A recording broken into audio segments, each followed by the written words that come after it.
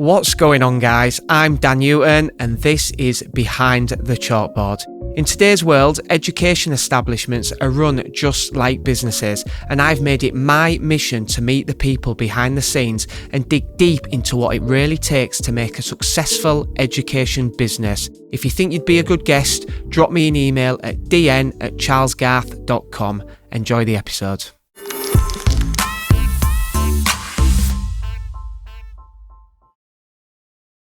Darren, welcome to Behind the Chalkboard. Thanks for coming on, mate. It is appreciated. As always with these episodes, I want to go back, all the way back to your school days, and I want to know your journey into how you ended up in the education sector. Well, when I first left school, I went to train to be a mechanic, so it's completely separate from where I am now. I actually passed being a mechanic, but I got laid off around Christmas time, and then from that, I ended up working in a parts department in a main franchise, and that lasted for about 2 years, and then got laid off again at Christmas time. And then that's when I thought, I don't think this is a trade for me, because the thing is nobody wants to do the cars, spend any money on the cars over Christmas time. So every workshop finds a lull between December and January, and the same with the summer as well. So I thought, what do I do? And I got a job at the council, hoping to get into the fitters yard there. How old are you at this point? 20? Yeah, about that, yeah. About 20 years old, just bopping about. Yeah, just trying to work out what you want to do. Well, you still don't know what you want to do in life then, do you? Like, I don't want to know what I do now. I'm 41 and it's still like, which direction do I go? Yeah. So I went to work at the council, and I was hoping that I would get in the fitters yard, and through work for a department like community services, and then they rebranded corporate landlord. So that was for the local authority, Dartborough Council. And then from that, I sort of just became covering for caretakers, and that's how my journey started. Right, okay. So then that got me in the schools, and then the schools were like, you're actually quite handy and quite hands-on. As a kid, I was always reverse engineering stuff, and I used to love stripping stuff down. If I got a remote control car, the first thing I would do is take all the screws out and have a look at the gearing. And have a look how it worked and the servo and everything, and then probably break it, and then it would never work again. Yeah. But I'd try and understand it that way. So I've always been like good at sort of reverse engineering things. Yeah. And it was weird because at the time it was still, there wasn't many of the academies about. It was still local authority. Yep. And a bit how Mark had touched on the previous episode, caretakers were like people that were retiring. Yeah. As he called them, key janglers. Yeah. And to have someone young like me, it was like, why are you doing that? But the recession hit, and then I thought, well, what do I do? What's my options? And I thought, well, I'm best off sticking in education, to be fair. So I got a full-time job direct with the school. So it was sort of weird. I don't know how other authorities operate, but Dartborough Council was like an agency. Right. So every department would charge another department. So my department was almost charging like agency fees to the school. Yeah. So the then head of the school said, I'll just appoint you direct. Well, yeah, makes sense. We'll save some money and you can get a little bit of a bump. And then I sort of just read it out there, and you're in limbo, aren't you? Like, you have goals in life. Everyone sets goals, but I was young at the time, and I didn't have children. But in my head, I wanted children and a house. So, like, everyone, now I'm older, I try and stick to like a 5-year plan. But at the time, it was like, I got with my partner, and we had children, and we'd managed to buy a house. They're all like the ticky boxes, and you're like, right, what do I want to do now? What do I need to achieve now? Right, let's get your head in the gear. So while I was actually a caretaker at that school, I actually took it upon myself, and I started doing like some facilities management courses to actually get certified in it, which are a bit more in depth.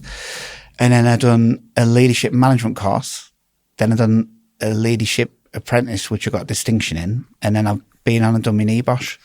Yes. So all the way through that. But it was constantly learning. Like Mark touched on it, no one's an expert in anything. But what I was doing is, while I was at ground level, so to speak, if we had a plumber in, I'd be asking him questions about the heating system to figure out issues or problems, or if you were designing it, what would you design different? What's the pitfalls? I was doing that with everything. Yeah. And then the school joined the trust I think it was 6 years ago. It'll be 7 years this October. And at the time, Lingfield Education Trust was only about 5 schools back then. So a lot smaller. And basically, I approached the trust to say that I wanted to do some more courses. And then it just went on from there, really. Yeah. And then 6 and a bit years later, here we are, 19 schools. And still growing, in it. And still in it, yeah. Yeah. And now estate manager and supporting many schools that deliver outcomes for all our students, really. So you've been part of the growth then, from the 5 all the way up to how many now? 19. 19. So you've been involved from a very, very early stage and seen them come on board. And when you came on board then, I'm guessing your strategies and the way that you're doing things have changed. Have you kind of implemented new ideas, or have you still got basic ideas that you stick to? You're always adapting, because there's no one size fits all. Every school's so dynamic, and because we're getting schools from different authorities, they've run them in different ways. So it's more of a slow migration, and it's when they first join us, it's stay as you are, and we'll migrate you over a period of time. It's not, you can't just go in and say it's one size fits all. Well, especially not Lingfield Education Trust. Like, we're here to support the school. Yeah. So it's not like we don't go barging in and say, right, this is the way you're doing things from now on. It's more of a gradual progression. So as school first joins and all its SLAs and everything will stay in place. We don't manage them centrally. The school's got the autonomy to manage them as they see fit. Yeah. What we do is we support them specifically me, I support them with their compliance. So we have like a CAFM system, and that's literally shower, rinse, repeat, isn't it? Like you've got your compliance is your compliance. The only tweaking might be some will have some systems that some don't. Some might have a forced ventilation system. One school might not have that. One school might have a lift. One school might not have a lift. Yeah. So fettling is what I'd call it. Like, but the system's built, and it's easy to just add them on. Yeah. And then train them on the system, and then they all port on. And that's how it helps us manage risk and support the schools. Yeah. Do you get any input into bringing new schools on, or are you just told we are bringing on new school? No, we get to look about. Okay. And you have an input on this Well, yeah, they'll ask for feedback. So, like, what do you think? And you can, like, from my point of view, but some schools were a risk, but then they'll mitigate for that risk. So we have some that you take on are quite neglected, not through any way, but just through a lack of funds, really, from the local authorities. And potentially that can be a risk, because then you're financially liable for that. Under the terms of the lease, it's for us to maintain all the fixtures and fittings and everything. So you've got that element, but on the whole, they will ask for like feedback, due diligence. Yeah. And we've just performed it, but bit of a curveball in the one we've actually just joined us in September. We just found out that it's got a sports hall off site. And right, okay. It's shared with Stockton Borough Council. Right. So we're having to split services because right. And this, like, I found that out come back from the summer holidays, which was that's a bit of a curveball, and nobody mentioned that when we were on site, but that was a bit of a risk, but it'll be fine. Yeah. So you've now got to try and I guess team up with the council on who's looking after this stock.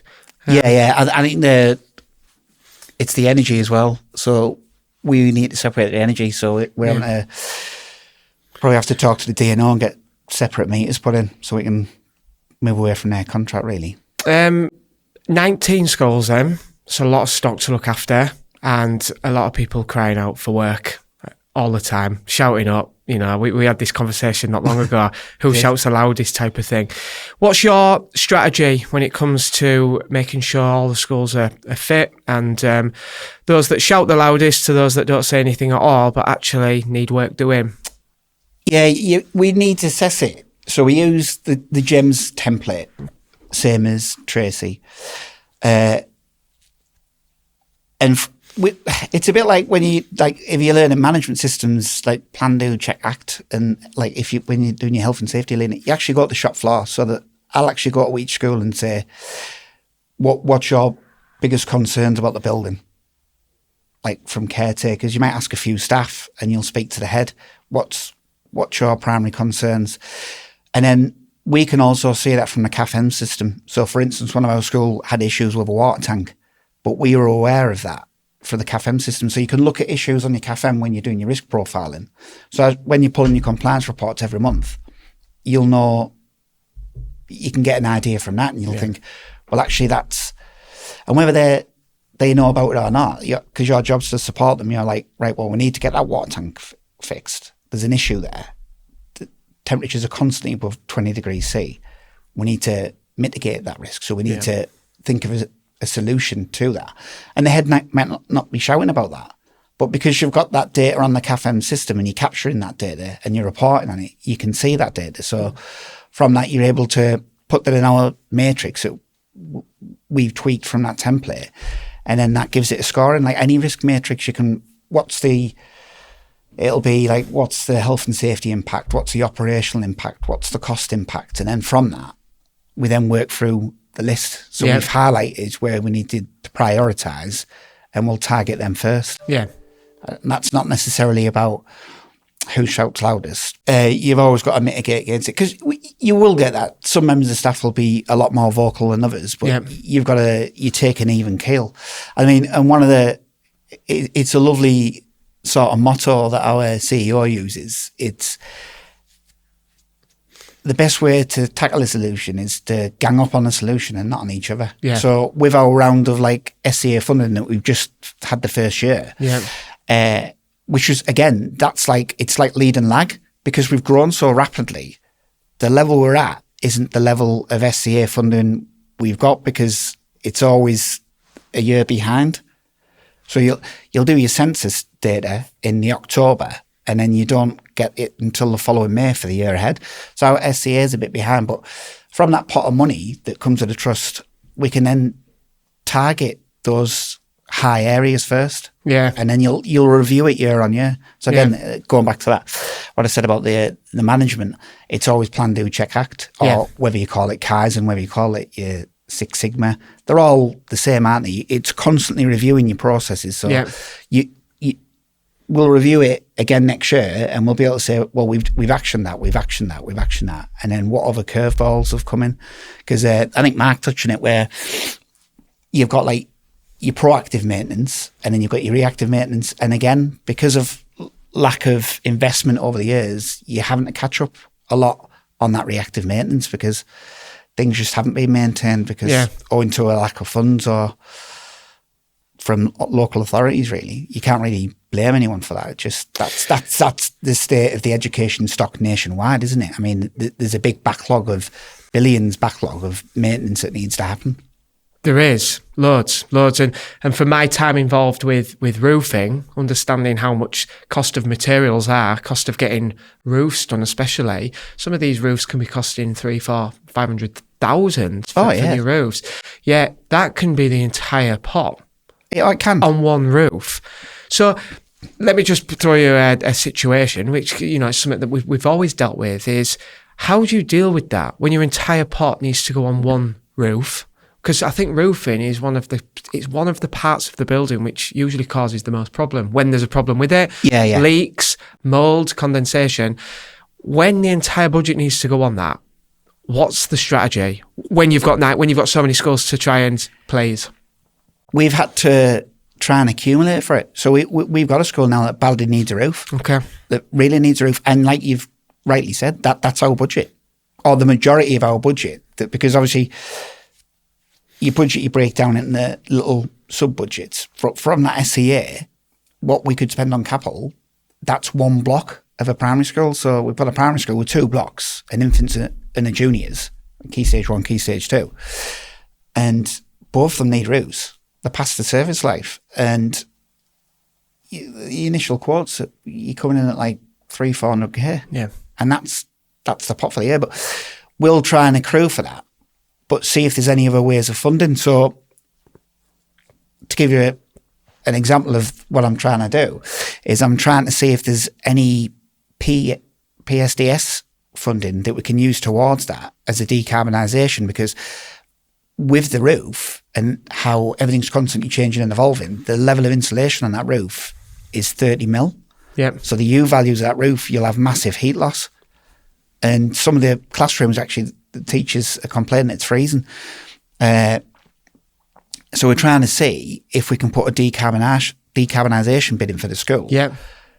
Maybe put heat pumps in for the boilers, but then with the remainder of the money, see if that can pay for the insulation for the roof to subsidise that cost of the roof, because then you could split the cost of that roof down and say, well, if I don't know, for instance, if 80,000 of materials is insulation, well, we can use that pot to cover that, and then it's easier to swallow that cost because you've just reduced it by 80.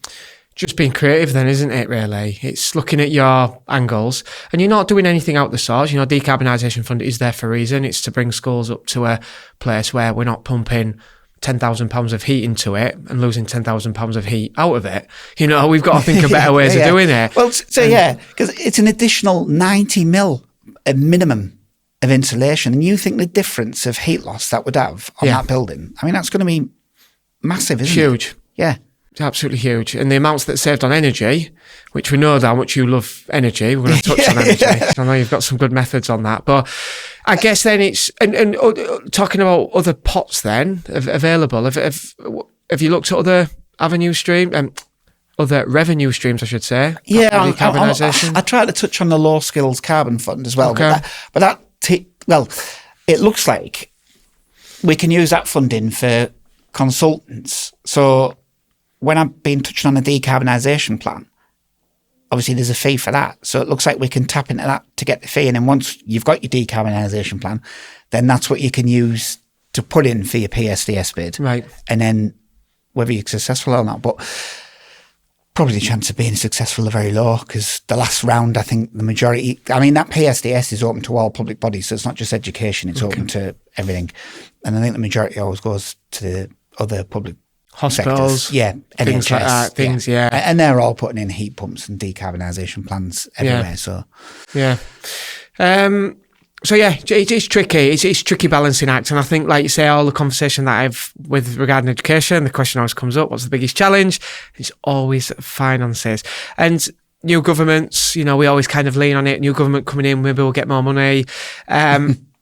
It's never changed though, has it? No. And you just hope that maybe they might look at the state of some of the schools and think we really, really need to step up a little bit. But look, this doesn't change from a conversation between me and you. No. But you know, you're living it, and I think this is great. Is you're living it. It's been nice though, because as we've grown, we haven't, even though that pot of money we've got it's a drop in the ocean for what we'd need. Let's be honest. And I think every estates, facilities, business manager would tell you that for their estates. But it's still a nice position to be where we didn't have that previously when we were smaller and we hadn't hit the criteria. So it's nowhere near enough, but something's better than nothing. And it's still nice to be able to actually tackle some of these issues and invest in capital. Yeah. Which then makes sure that you're delivering a safe, clean environment that everyone just takes for granted, really. Yeah. But that's the love of the job, isn't it? Like it's a thankful task. I mean, if a teacher comes in and any staff, like teaching assistants, any staff, support staff, and all the pupils come in a classroom, they just take it all for granted. Yeah. But we're the ones secretly behind the scenes making sure that all that happens and that it's compliant and it's safe. It's quite... That's quite like, I quite like that, to think that the size we are now and for the amount of staff and the amount of pupils we've got, that behind the scenes I'm the one that drives that and supports in that. That's nice. Like, yeah, it gives you a sense of pride. Absolutely. All the work that goes on behind the chalkboard. Yeah, behind the chalkboard then. I had to drop that in, didn't I? Mate, totally, absolutely right. Just talking about decarbonisation and bringing your estates up into a, energy efficient state. Obviously, going into 2025, there's an expectation that schools have got themselves into a better place. They've got a plan in place. And I was also hearing that you need some form of energy lead or decarbonisation plan in place. By the end of this year. By the end of this year, is it? Okay. But the DfE still haven't announced anything on that. Right. So there should have been a portal that was open last December. And there isn't. Right. Okay. But it's every trust has to appoint, a sustainability lead. Yeah. So we, speaking to you and being around, you over the last kind of year and understanding your method, you're quite keen on this anyway. This is something that you've spoken quite openly about. Have you started to try to get things in place like this? So it would be solar, it would be new roofs, windows, etc. Yeah. Or any fabric or any capital investment, you should always have that in the back of your mind, shouldn't you? Like should, yeah. To me, I'm looking at that roof and I'm thinking, well, what's the values for the insulation? Do we need to go above that? Yeah. Should we make it a bit thicker so that we definitely know? Can we put a suspended ceiling in the classroom? Does that make a difference? Yes, it does. There's all these, if you're doing ceiling tiles, should I get the thermal ones, which are a bit thicker and a much higher U value, or do I just go with the bog standard? Everything, we do that. But I like to analyse data. You do. Which is weird for an estate person, but I really like data, and the data can drive you to a lot of things, especially you've got historic. So, decarbonisation, was it 2 years ago, we got a bit of money. Everybody got a little pot of money to use for tackling carbon. So we pooled that money, and again, ganging up on the problem, not on each other. I identified the five, at the then time, some of our biggest energy users with the electricity. And then from that, you were able to look at the stock and think, right, it's an old school. What lighting is it? Is it slimline fluoros? Is it old school fluoros? Is there any 2D fittings? Or you'd look at a whole multitude of things. And then from that, we then went out and got quotes. And in that same year, we targeted 5 schools of LED lighting. But then the minute you do that, your journey doesn't stop there, because you've got your baseline of what that school was using. You can see that impact straight away. And we're averaging 16 to 18% off your electricity with the LED lighting upgrades, because don't forget, LED lighting is roughly 40% against a fluoro, but not all of your electricity is lighting. Yeah. So it's not going to save you 40% of your electricity, but it'll save you 40% of your lighting. So in real terms, that's about 16 to 18% of school's energy usage. And that can actually be a full resource budget or half a tier. I was just going to say that, right? So we have this situation where schools are stretched anyway to a point where there's no pennies left, Jim, one of the last guests, actually said, count every penny. What you're doing ultimately, right, if you get it right and start looking at deals and looking at different light bulbs, different fittings, you could actually save so much money. No, you can, because, onboarding. So we've onboarded these new schools and we've done a rapid period of growth. And again, like I said, touched on earlier, they stay as is. And we migrate them over. Yeah. Lingfield don't give a, like I said, we don't throw the book at them and say, this is how you run your school from now on. The heads and the business managers still have autonomy. We will centralise stuff only to get economy of scale so that we get a better deal.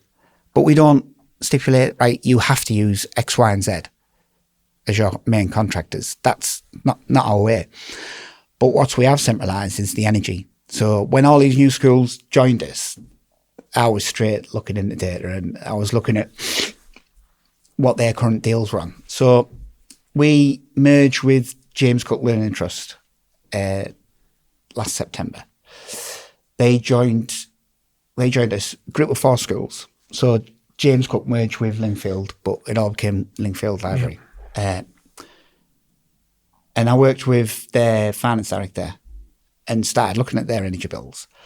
and they were on these flex multi-purchase deals through the same framework we were on, but at a lot higher rate. Like I think on the top of my head, the electric was like 37 pence, and we were paying a lower rate than that. So now I had to learn, as you do, how do we change that? Because the contract was with a former trust that doesn't exist, and they're now part of us. Yeah. So that was a learning curve, doing what's called a change of tenancy. And then when you do a change of tenancy, they then put you onto a default rate. So you've got to align all these stars. So you can't completely change of tenancy, because then it'll put you on a deemed rate. So you know that's going to hit you. Yeah. But at the same time, you need to get your contracting in place, and you can't do the contract till you got your change of tenancy. So it was a bit of a chicken and egg scenario, but we managed to get that across the line. And we merged, into that pot, we put another 2 schools. Yeah, so there was 6 that went in that pot for the gas and 7 for the electric. And that delivered savings over I think it was like a 16-month period of what they were currently paying to what they're paying now. Because you talk economy of scale, now they've joined Lingfield. When I'm engaging in deals, you're in a far bigger volume. Yeah. You're talking millions of kilowatt hours. Yeah. And when you start, you've really got some clout to your bargaining power then. And I've signed them deals, and it's in excess of £90,000 saved between them schools, which is massive. And the thing is no one was looking at that, and no one's there advising them on that. So it's very I was like, well, we could save a fortune here. Because you're always keeping one eye on the market. I'm always trending where the market's dipping, where it's going. I mean, when the market spiked and they were offering us really expensive tie-in rates, we actually didn't do that because we felt the market was going to drop. Yeah. So between me and my CFO, we were having conversations, and we actually went on to the deemed rates, which seems stupid. But then by waiting 3 months, we signed a deal at 26 pence. It dropped. For the next couple of years. Yeah. So if you think of that, it was such financial sense to take that small impact hit, which we could absorb, to get a longer term better deal. Yeah. Which many people didn't do. So many people were in these long multi-purchase deals that just haven't been working out. Do you think? I mean, because this is quite, it seems basics, doesn't it? But how much it's overlooked across a lot of multi-academy trusts would be quite interesting. I remember being, we went to an event, didn't we, last year, and sat on train with you, and I think for 45 minutes you told me about the pences of electric, and I was just blown away. I'm like, wow, this guy knows his electric prices. But do you think, this isn't to kind of play down the scenario of there's not much funding in schools, we know that, but do you think there's better habits to be taught across trusts looking at that if they all implemented such strategies, they could actually pull £150,000 out? Yeah, definitely, because every man and his dog tries to ring me about energy. The amount of sales calls that we get separately that are energy, it's almost like half the people in that room are my PA, and I'm all the time just saying no. just no. I've struggled to find a broker that could beat an official framework, like a DFE approved framework or a North East Procurement Office framework. They're because again, what they're doing is they're bulking all that volume from your volume with all other schools and education and local authorities, and then bargaining a better deal. But I think everyone was sold a multi-purchase deal. But I didn't like the idea of that. And I'll tell you for why. Now, everyone can have opinions on things, but for me, all that does is pass the risk on to you as a consumer. And why would you sign up to that? Yeah. That's like you having a contract where all the price rises are bought on you. Because they were saying that if the price drops, your price would drop. But let's be honest, nothing's getting cheaper. Everything just gets more expensive. It does. You had that blip. and then it settled back down to where the 20 odd 26 pence mark, about there. That's where the market was. So it's not going to go down much from there. It's not going to change in the next 5 years. Yeah. It's only going to increase. So all that does is that passes the risk on from the supplier to you. That's why they were pushing them. And the fact they were pushing it made me think, I don't want to be signing this. Yeah, it's clear. It's I don't, the risk in the back of my mind, it was just a little red flag. And I thought, I don't think we should be signing this. Yeah. And so we didn't. We signed for a fixed deal. And I remember talking to a broker that was trying to sell us electricity. He was like, well, 95% of people are signing flex deals. And I just said, well, 95% of people are doing it wrong then. I love that. I love that you go against the grain. It's the best way. It's not going against the grain. You're not purposely being that way, but it's just 95% of people are doing it wrong then. It's as simple as that. Yeah. Like, from a budgeting perspective, you've got to step back, haven't you? Like, so I'm not an expert on the budgeting in the school, but I try and have a broad understanding because that helps you with estate management and capital strategy. And I think everyone should have a basic understanding of the finance and how budgeting works. Yeah. And what better way would for me to say to when we're doing our budgets and forecasting for the year, right, they're going to use so many kilowatt hours at that rate, that's it. Yeah. Their energy bills for the year, 32,000. You know that. Yeah. I'm with you. I'm with you. Set in stone. If anything, will come below that. Yeah. That's a plus 5-10%. But try and work it down. But the worst case scenario is I think that's what we'll hit. So with this strategy then, you were quite clear on it. We need to look for you know what everyone's going to be paying. Is this implemented now across the entire trust? The majority. Okay. Yeah. And you've got it to a point now where you know what your energy bill's going to be. Yeah, so our forecasting, and that was shared with finance, what each school's going to be. And you even factor in, like, touching back on efficiency, one of the greatest things is behaviour. Just change people's behaviour. Prime example, one of the schools I was based at, they were 90, for as long as I could remember, you went back 3-4 years, roughly, give or take, 90,000 kilowatt hours they were using every year. And through being a stickler and almost like hunting people down, I mean, I was that bad, and I'll openly admit, and you probably shouldn't do it, it's probably quite unprofessional, but I was taking photos if a computer was left on and sending it to them on Facebook saying, you left the computer on. Yeah. Can you turn it off, please? And all staff that worked with me at that school will openly admit that. But what that does is you've got to live it and breathe it. You've got to drive that culture. Yeah. And the head of that school bought into it. And we instilled that. And that school will now use 52,000 to 56,000 kilowatt hours of electricity. Nearly half. And the difference to that, to their budget at today's rates, is about 7,200. I worked that out just while I was on the way here, just in case we did touch on that. And that's like a quarter of a TA's wage. Yeah, it is. Yeah. Or that could be your D&T and your science. But compounded against everything else. Yeah. You create this whole new batch. Do you know what? And I don't think everyone thinks like you do. Like, that's not disrespecting anyone, but I think when you've got to really go into the details. You've got to look at ways that you could draw money out, especially when everything's so tight. We tend to be in this situation where it's like. So with all the tweaks in the gag funding, which is your main staple of funding, that's your formula of how funding comes to school, and it's based on per pupils. I mean, from an estate's point of view, if your school's run at half capacity to full capacity, it's still going to cost broadly the same to run it. Because all the lights are on. Yeah. Unless you're shutting down and mothballing certain areas of the school, but you've still got systems to maintain. If your school's 2,500 square metres, you've still got to maintain 2,500 square metres. You've still got all your compliance. So them costs don't reduce. So you've got, like you say, you've got to box clever. You've got to look at other ways. You've got to think, right.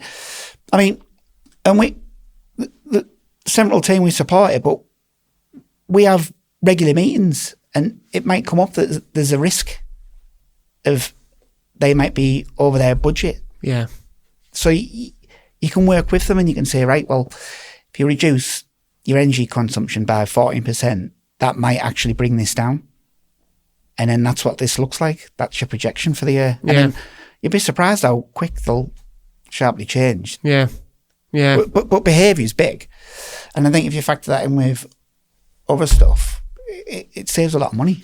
It's being proactive, isn't it? I think sometimes you can get into an estate manager's position and be reactive, reacting to the situation. But being proactive and thinking about the bigger picture, you could actually become a huge asset to the business. By you sitting in a room and saying, I can save you £200,000 per year by changing this, you become a huge asset.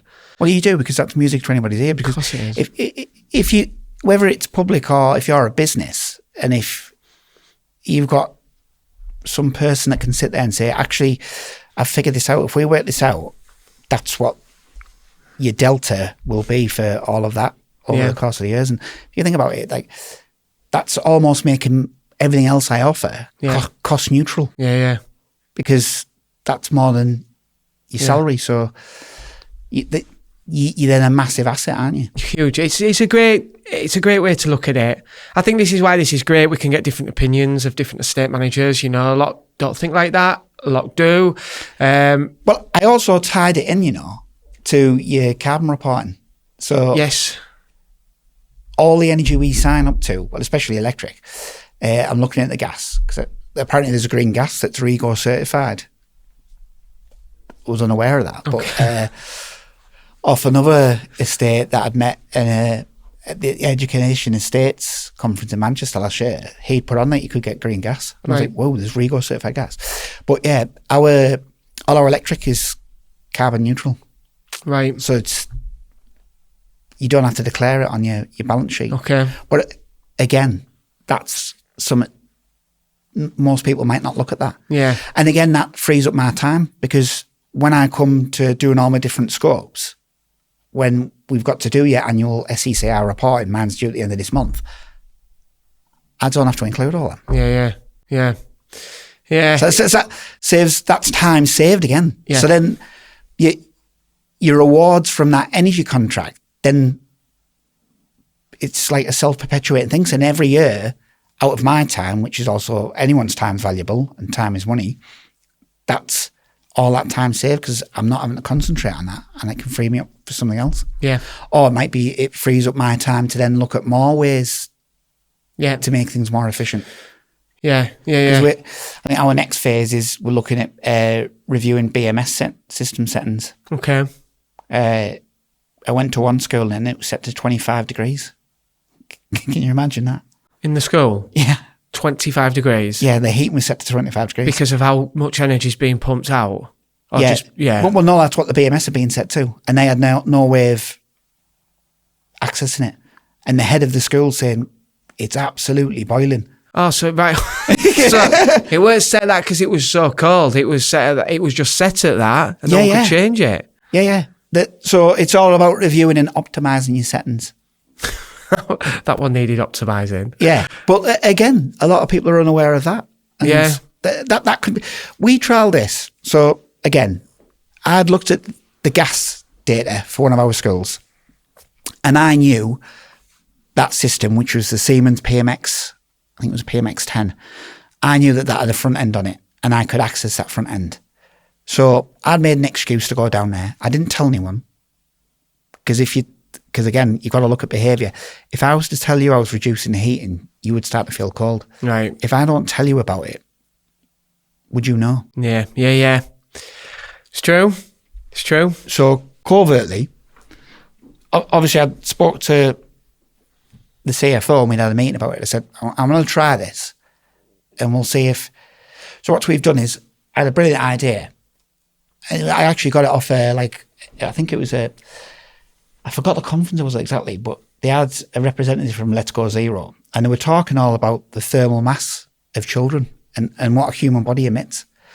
And they were saying that in a classroom, just by the people being in it, it will naturally get warmer. So have your heating on more so in the morning, and you can actually... So I reviewed the settings, and I think it was set to 22. So I set them to 19. I left the optimizer on, which compensates for your load compensation from your external temperatures. But I then asked the caretaker, I was like, well, what time do you start them on? Are the cleaners in them on? Is there anybody else in them on? What time do people come in them on? And he said, oh, well, I open at 7. Staff start coming in from 8 o'clock. So you think, right, well, I don't need to start it early. The optimizer will take care of it. So I set it to about 7:30. So from what it was set to, it was an hour and a half a day in the morning saved. And then it was same in the night time. It was set till 4, like what time is staff until? Yeah. But you've got residual heat. By that time, the fabric of the building has absorbed heat from everyone being in it during the day. So I turn the heating off at 2:30. And you've got to look at it like for like. So you've got to monitor temperatures, and then you've got to think, what's the variance of the temperature outside? Because you've always got them fluctuations. But I've looked at the same 3 months for the last 2 years, and it was a reduction of about 38% on the gas. Just by making them small changes. Small tweaks that nobody knew about. No one knew about. Yeah. Wow. What was the cost saving on it? Do you know? I can't, off the top of my head, I can't work that out, but it would have been probably a couple of thousand. Yeah.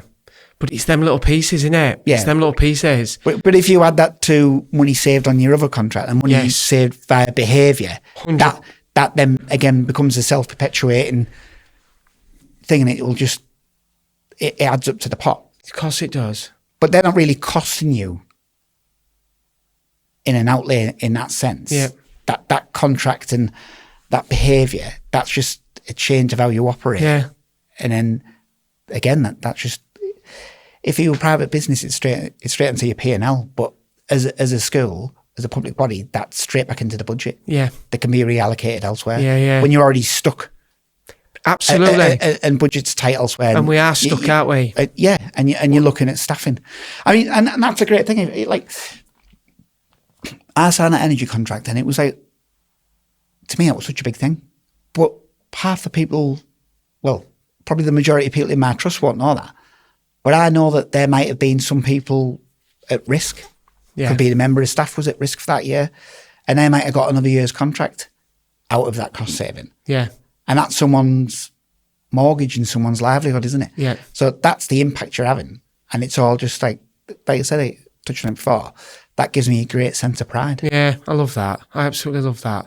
That they won't know that, but in the background, you're doing all these things that no one else is doing. And the best part is nobody asked me to do this. You're just doing it off your own back. Yeah. Because you care. And, well, you're looking at it as well. Yeah. And I always think, like, Mark touched on, like, his loops. Well, I've got 3 loops. And it's always, what have we been doing? Or what's previous? Yep. So you look at your energy data, or you look at your compliance data. What have we been doing? What are we doing now? So what's the current? And what can I plan to do? Yeah. And that's always the bit, the energy is what you plan to do. Like, if I earn this pot of money down, it would be amazing. Yeah. But you've got to work with what you've got. You've got to be prudent in your approach, haven't you? Yeah, you've got to be... Again, with that pot of money we had with the LED lighting, we could have ploughed that into solar for one school, but then only one school benefits. Yeah. But bang for buck, LED lighting is, it's one of them low-hanging fruits, isn't it? It's one of them instant wins. Yeah. And the beauty part is working out the ROI on that. That will be, it's a little over 4 years. Yeah. And those systems are paid for, and then you just reap the reward even more, aren't you? No, you absolutely are. It's really good. It's really good insights. I think, this is great just to get different opinions, and getting yours is fascinating. But I just want to really kind of, to come into the final part, get your advice really on what information you could pass to others. I think you've got some really good snippets there. We have spoken about them, but if you could wrap this up, what advice could you pass on to other estate managers that are trying to save a little bit of money? It's try and take a step back with everything. Look at how things impact on the bigger scale. to coin a phrase, it's you can't see the wood for the trees. So it's trying to take a step back, like look at the bigger picture, carbon, right? And then how does that affect? Can I tie that in with my energy contract? Yes, that's time saved. It sounds daft, but it's just looking at the granular detail. Think outside the box. Don't be afraid to try things differently. Yeah. And use data. Trial things first. And then by trialing it, and then once you've got the data that backs that up, then it becomes vindicated, doesn't it? So you can, it's just confirmation of but you should always plan, do, check, act. Whichever model you're following, you should always be reviewing it. Like, did that have the impact I desired? Yeah, it's actually worked out a little bit better. Oh, great. Let's do that. And I'll always say, like, it's a new thing, isn't it? Because as we've moved away from authorities and we've moved to everyone becoming trusts, this is all, it's new for everyone. Yeah. Everyone that's in it's new. And even that dynamic, Mark touching it, key janglers, even caretakers, that dynamic's changed. Like, caretakers now are site managers. Yeah. That's what we employ. Like, you might be a caretaker by name, but you're a site manager. That's what you've got to sell it to. And I try and sell it to that pride, have pride. Yeah. Or go home and know that they might not say that you're the one driving that, but we know that you're the one driving that. That's the reason why that school operates. Like, but we had really bad winters, really, really bad winters when I had not long started at my original school, Mount Pleasant. And we were the only school in town to never shut.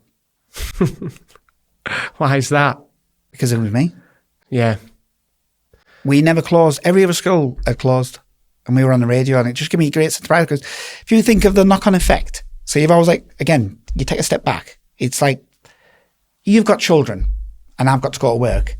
But if my children aren't at school, I've got to, not that schools are daddy daycare, but I've then got to look after, if they're not at school, if their school's shut, I've got to then look after my children. So then that affects my work. The knock-on effect for hundreds and hundreds of people. And if you think, if that school's shut, there's 250 children there, that could be, some have multiple, but that could be 250 parents. That's 250 people working.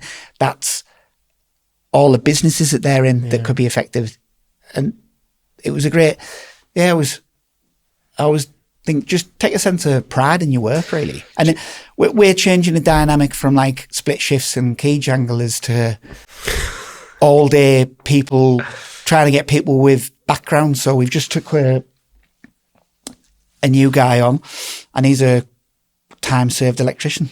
So you've got that in your team, but then he can share that knowledge across the team. Yeah. So you knowledge sharing with other site staff as to, you should get that done, or, do you know what I mean? Like, Totally. So we're changing the dynamic from a caretaker to a site manager, and it's upskilling. But I think it's still stuck in a time out where everyone thinks that your caretaker is just a janitor, and it's just someone that jangles keys and opens up the gates. And we've had a few people apply for the job that think that that's what the job is. And it's far from that now. So much more is expected of them. But, like I would say, you get a great sense of pride. And I'm quite lucky because I've got some great people at work within our trust, and they've got a great sense of pride. And sometimes they'll get frustrated, and everyone has a bad day at work, but you can put your arm around them. You say, like, I've been there, done that. It's good. Do you know what? One thing that you bring is just a little bit of something different, and it's really, really appreciated. Look, we're gonna wrap up this episode, because I think that we could talk about this forever. We really could. But for that.